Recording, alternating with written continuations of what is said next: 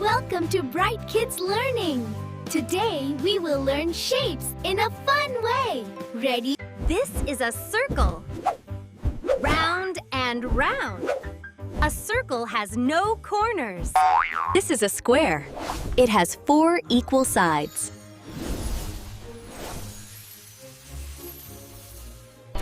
This is a triangle.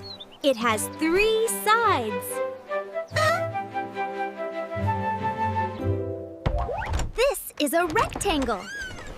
It has 2 long sides and 2 short sides. This is an oval. Just like an egg. This is a star, shiny and bright.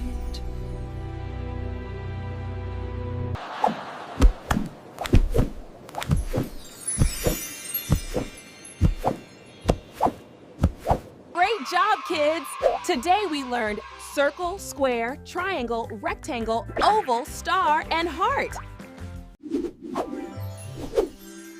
Goodbye, kids! We hope to see you again soon!